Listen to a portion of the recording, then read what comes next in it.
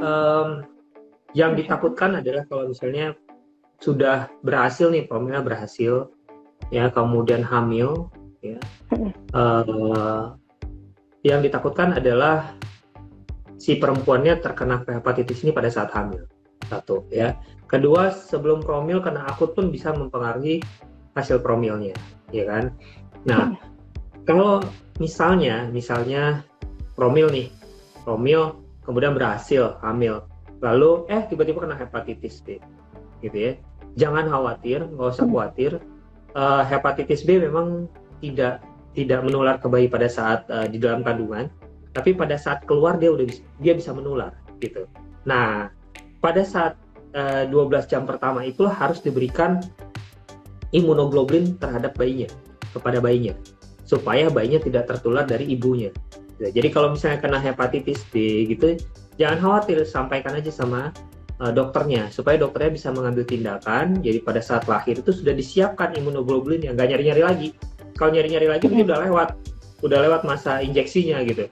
Wah, udah lewat 48 jam, udah lewat 24, wah udah nggak bagus gitu hasilnya. Ya, jadi dalam setelah lahir udah langsung bisa diberikan. Jadi aman untuk bayinya juga. Gitu. Jadi pas banget tadi aku baca apakah bisa menular untuk janinnya, berarti jawabannya enggak gitu ya dok, nggak usah takut ketika ibu hamil terinfeksi hepatitis, tidak akan menularkan untuk janinnya gitu ya dok? Iya, nah permasalahannya juga antibodinya juga nggak bisa turun, misalnya ibunya nih udah ada antibodinya, nggak bisa diturunin ke bayi gitu. Jadi makanya pada saat bayi lahir langsung disuntikin antibodi. Makanya itu si anak juga harus vaksin ya dok, karena memang imunitasnya juga nggak bisa diturunkan dari sang ibu gitu ya dok? Iya, tuh. Dari Neng Suci. Dok, apakah benar anak yang lahir prematur lebih rentan terkena hepatitis dok? Itu benar atau? Memang bayi yang prematur itu dia punya sistem pertahanan tubuh lebih kurang baik. Ya, tapi nggak perlu takut. Meskipun prematur, tetap harus diberikan imunoglobulin tadi. Jadi imunoglobulin itu adalah antibodi yang memang sudah didapatkan dari penderita hepatitis yang sudah terbentuk, lalu si antibodinya ini disuntikan langsung ke bayi. Jadi pada saat bayi lahir, itu udah langsung ada antibodi terhadap hepatitis. Jadi hepatitisnya nggak bisa berkembang. Gitu, ya. Jadi nggak usah takut. Ceritakan pada dokter, sampaikan pada dokter, supaya nanti pada saat persalinan itu dokter sudah mempersiapkan imunoglobulin, jadi aman untuk bayi ibu gitu. Jadi nggak usah khawatir ya, walaupun bayi terlahir dengan prematur gitu ya dok, dikonsultasikan saja ke dokternya.